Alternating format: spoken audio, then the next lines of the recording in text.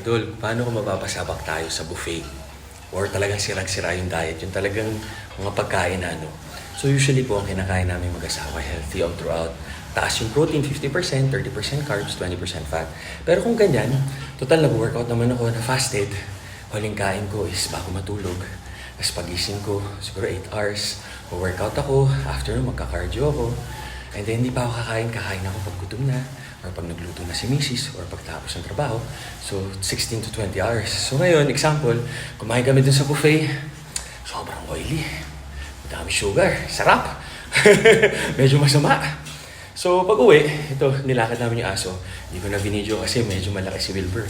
Talagang yung dalawang kamay ako pag nilalakad ko siya sa loob ng village, tsaka sa labas, sa may Rockwell area.